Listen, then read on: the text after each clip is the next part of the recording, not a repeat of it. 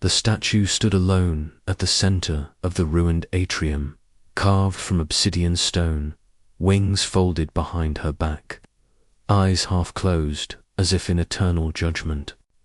Ancient inscriptions called her Sarathis, the eternal flame, a dragon woman empress who had once commanded an empire so vast that its borders touched the stars.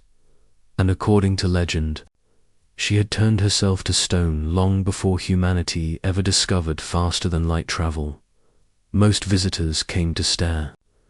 A few came to pray, and some simply admired the craftsmanship, but only one idiot ever walked up to the statue, wiped dust from her cheek, and said, "Don't worry, ma'am. If you've been lonely all these centuries, I can help." The idiot's name was Darius Hale, a retired human vanguard soldier. He was tired, scarred, wandering the galaxy looking for peace after the wars that took 10 years of his life. His squad mates told him he needed a break. His therapist told him to find something emotionally grounding. And the tour guide told him, "That statue is cursed. Don't touch anything." Naturally, Darius ignored all of them. Asterisk, a joke gone wrong. Darius leaned against the stone railing, staring up at the statue towering over him. She was beautiful in a regal, terrifying way-long horns that spiraled back, fangs slightly visible, hair flowing like a river of carved fire. "Whoever carved you," he muttered, "they were down bad." He looked around. No one was close. No cameras. Just a dusty hall and a bored veteran. Screw it. He stepped forward, stood on his toes, and kissed the statue's cheek. A tiny, playful peck. The type you give a loyal pet or a friend's baby for a laugh. Except the second his lips touched the stone. The hall grew cold. The lights flickered. The ground trembled.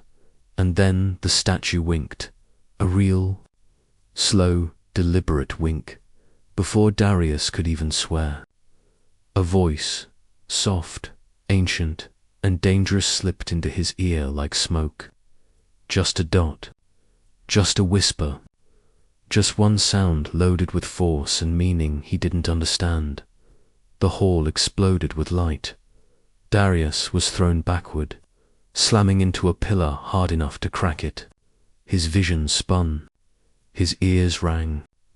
He couldn't move, and standing where the statue had been was a living dragon woman, tall, majestic, wings shimmering like molten gold, eyes burning crimson. "Alive, who," she said, stretching as if waking from a long sleep, "dares claim my cheek?" Darius raised a broken finger. "That would be me." The awakening of Sarathis Arathis stepped forward, talons clicking softly against the marble. "I slumber for 990 human years," she growled, "yet the first to awaken me is a mortal prankster." "It was a friendly kiss," Darius croaked. On a strictly platonic statue, her eyes narrowed. "Explain platonic." "Oh boy," he muttered. "She's dangerous and confused." Great combo, but Sarathis didn't attack. She didn't roar. She didn't burn him alive. Instead, she smiled, a slow, predatory smile. "You have courage," she said. "Or stupidity. I am uncertain which. Most people say it's both." She circled him, wings dragging lightly across his shoulders like warm silk. "Are you a warrior?" Was retired now. She inhaled deeply. "You smell of battles, pain, duty." Then she leaned closer. "And loneliness." Darius stiffened. "Wow, okay, that's personal." "Your kiss woke me," she said. "So your soul must carry a spark strong enough to reach mine." "Again," he said. It was a joke. a joke that shattered an ancient stasis spell designed by my greatest enemies. She placed a claw on his chest. That is no small thing, human. He swallowed. Does this mean I'm in trouble? No, she whispered. It means you belong to me now. Darius blinked. I wait, what hello? Asterisk, the Empresses claimed the ruins shook as energies swirled around Sarathus.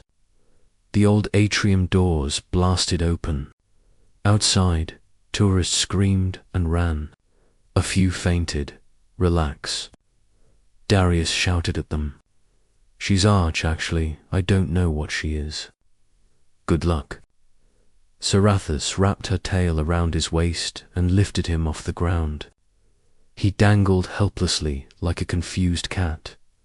You revived me, she said, eyes glowing. That makes you my awakener. What does that mean? It means if you die, I lose my anchor to this era. Her voice softened, and after 9 centuries of stone silence, I would rather not return to sleep.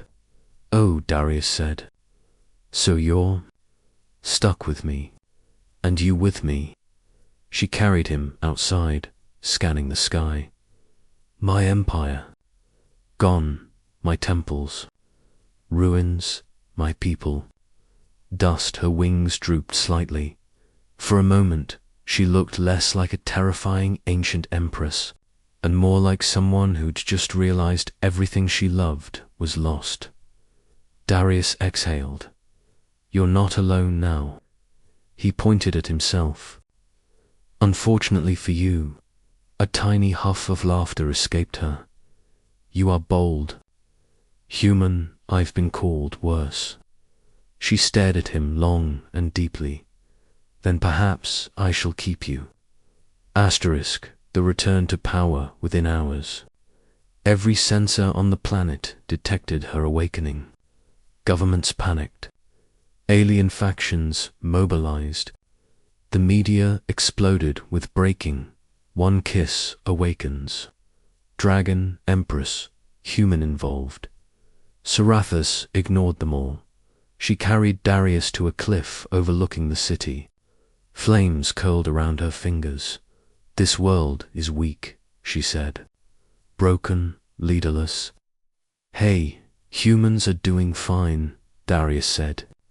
Mostly, sometimes, on weekends. She tilted her head. You jest to hide fear. Yes, constantly. Sarathus crouched beside him. I will rebuild what was lost, she murmured. But I need an advisor. One who thinks differently. One with no fear of me. Darius coughed. I'm terrified of you, yet you kissed me. Fair point. Serve me, she said, extending a hand, and I shall grant you a purpose greater than any war you fought. Darius looked up at her. A broken soldier, a lonely veteran, a man who had lost direction long ago, and he found himself smiling. Fine, he said. But if I'm your advisor, we make rules. Rules. Rule 1. No burning cities unless absolutely necessary, she huffed. I make no promises. Rule 2. Don't call me belonging to you. That's weird. Unacceptable. Rule 3. She suddenly leaned in. Her nose brushed his cheek. Her breath warm and sweet like molten cinnamon. Your kiss carried power, she whispered. So allow me to return it. Before he could react, she gently pressed her lips to his forehead. Heat surged through him, strength, clarity, life itself. His old battle wound stopped aching. The exhaustion he'd lived with for years faded. What was that? A blessing, she said. The first gift to my awakener. He touched his forehead. No offense, but that was way stronger than my little joke kiss. That little joke broke a millennium spell. Her voice softened again. It reached me when nothing else could. Darius stared at her. So, what did you whisper when you woke up? That dot thing. Sarathis smiled, soft, mysterious, ancient. It was a word, she said. In my old tongue. What word? It means, she whispered. Asterisk, mine. Asterisk, a new empire begins. The sky thundered as Sarathis spread her wings. She lifted Darius into her arms. Come, human. The galaxy stirs. Old enemies will rise when they learn I live. And what exactly is my role in all this?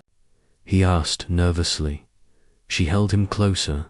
You, she said, will teach me how your error works.